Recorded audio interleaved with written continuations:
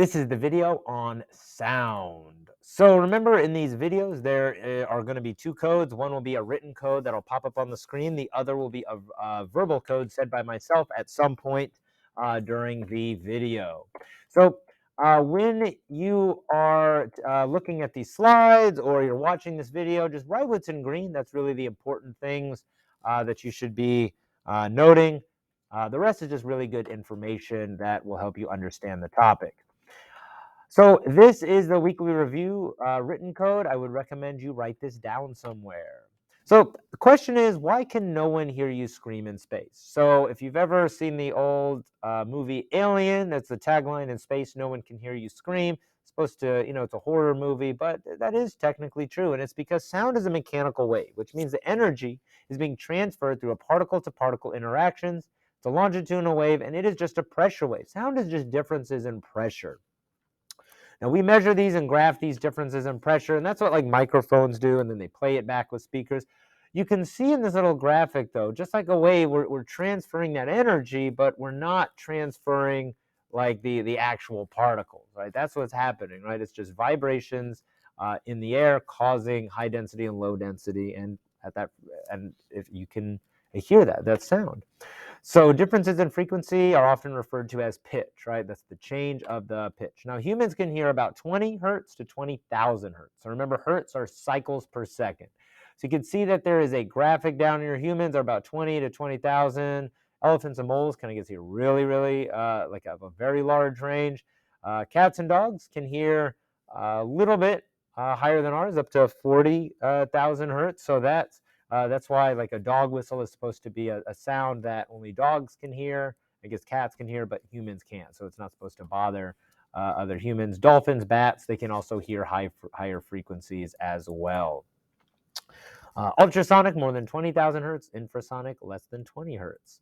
So younger people can hear the higher frequencies a little bit better, right? So that it's like the like upper range, like 19, 20,000 hertz. As you get older, like the fluids in your ears start to solidify a little bit. You start to lose those upper end frequencies. So waves can interfere with each other. So you can see here that I've got two waves. Like constructive interference occurs when two crests meet, they add together. Destructive interference occurs when a crest meets a trough. So you can see what's happening here if I've got two waves. This is how like noise canceling headphones work. So it sort of plays like that back to for destructive interference, so you don't hear anything from the outside. So there we go. Yeah, and they interfere with each other in concert halls. So if designed poorly, there can be dead spots where sound just kind of cancels out. There can be loud spots as well. So there's a simulation that you can see that. Beats are when two sound waves of different frequencies approach your ear. The alternating constructive and destructive interference causes the sound to alternate soft to loud. So there's a simulation where you can mess with beats. And there's, tone generators can do that. So that's what happens. Waves can interfere with each other. Doppler effect. So Doppler effect is an increase or decrease in the frequency of sound, light, or other waves. So we're just talking about this is sound. As the source and observer move toward or away from each other. The effect causes a sudden change in pitch. It's noticeable by a passing siren. So you've probably experienced this car playing loud music, it's going really fast by you. The music is going to sound a little bit weird before and after it passes. So I like this graphic over here. It's like if you got an ambulance that's making a siren at 800 hertz, as it's approaching towards you, it's driving into the sound waves. So it's compressing those frequencies, which is going to increase the frequency, and you're going to hear a higher pitch. As it's driving away from you, it's driving away from those sound waves, and you're going to hear like a lower pitch because it's going to spread those waves out. You're going to have a lower frequency. And this happens at the Indy 500 or like a race car. You'll probably hear a race car go, by really fast, like that is the Doppler effect, because the speed of sound is over 700 miles per hour, but race cars can go like over 200. So that's a significant percentage of the speed of sound that they're driving into. Now, if you happen to get to the speed of sound, that creates what we call a sonic boom. So a sonic boom is a shock wave that is produced by an aircraft or other object flying at a speed equal to or exceeding the speed of sound, and it's heard on the sound like thunder. So you can see up here, I've got some graphics here. Yeah, the bottom one is the Doppler effect. That's slower than sound. But once you get to the sound, remember, sound is just a pressure wave, right? And if you're going at the speed of sound, you're creating that sound waves at the speed of sound. So it sort of builds upon itself, and there's going to be a very high pressure, like boom. If you're going faster than the speed of sound, you can see that up there, you're driving faster than the sound that you make. But on the ground, those pressure waves sort of add up on the edges. So what an observer would hear would experience would be looking at that aircraft flying towards them, and they would see it, but they wouldn't hear it. Then after it passed, they would hear a very loud sonic boom.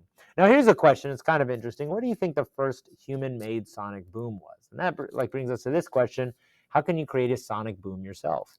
So interesting. It's actually the bullwhip. The bullwhip was the first human-made thing that we made that could go faster than the speed of sound. That's what that cracking noise is. That cracking noise at the end of it is like a sonic boom. The end is just going faster than the speed of sound. So that's just kind of an interesting fact about it. Refraction of sound waves involves a change in the direction of waves as they pass from one medium to another. Refraction, or bending of the path of waves, is accomplished by a change in speed, direction, and wavelength of the waves. So this is why sound travels better at night. Sound travels faster in the warmer air above the surface, and it gets refracted back down to the ground. So if you've ever been like outside at night, it might sound like you can hear a lot better, like a lot farther away. And that's because, well, the cooler air is down on the bottom, the warmer air is up top, and it sort of bends the sound back down to the ground. So you can hear it a lot farther. During the day, the sound waves kind of bend up because there's warmer air at the bottom and cooler air up top. This also happens with light, but it does happen with any waves, really. Why do soldiers break step when crossing bridges? So that brings us to natural and resonant frequency. So the natural frequency of an object is the frequency or frequencies at which that object tends to vibrate when hit, struck, plucked, strummed, or somehow disturbed. So this is how music is generated by manipulating the natural frequency of that instrument. So you can see here the flute, you got tuba, and then you drop a pencil. That's going to be like its natural frequency.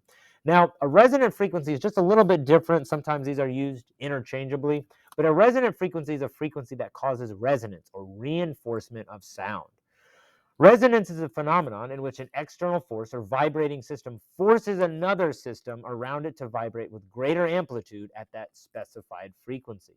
So think about somebody pushing a swing, right? So it is at a certain frequency. Now the person pushing is going to push them at that optimal point at the very top of the swing, and then they're going to get farther and farther. That is what resonant frequency is. That's what resonance causes. It causes that object to start vibrating. And that's why soldiers break step when they're crossing a bridge, because they're marching at a predictable pace. And you don't want that pace to be the resonant frequency of that bridge, because just think about pushing the swing, right? That bridge is going to move a little bit, and you don't want to push it again and then push it again and then push it again. And that can cause some bridges to shake. So that's been documented with some bridges like the Millennium Bridge in London and the Gallopin Gertie in Tacoma, Washington. That does happen with wind or like people walking across it. The other question, right? Could you break a wine glass with just your voice? That is because of resonant frequency, right? So you've probably seen this in like a movie or something. There's a loud noise, and then like the glass breaks. Well, that's because of the resonant frequency of that glass. You make a sound that's very similar to that, or to that resonant frequency. It's going to cause that glass to move back and forth more and more, just like somebody pushing somebody on a swing, and then eventually that's going to be enough to cause it to break. So at this time, I'll go ahead and give you the verbal code. The verbal code is 188. I say that again. The verbal code is 188. All right. So we did the speed of sound lab. So this is a pretty cool lab that you can measure the speed of sound. You take that tuning fork and you put the tube upside down in some water, put the tuning fork above it, and you can find the resonance. So that'll give you that's when it starts to get louder. and that using that you can find the wavelength, and you know the frequency because it's on the tuning fork. You multiply those together, that you're going to get the speed of sound. And another fun one to do is the like wine glass music. What you do is you can take a wine glass, and you just set it, or you just put your finger in water, rub it along the rim of the glass, and it will produce a sound. And then you pour water in it, and you pay attention to what happens to the pitch, like what's happening there. Just a real fun demo or lab that you can do. All right, just as a final thought, remember there's too much unknown in the universe to take a break from learning. Get out there and question everything.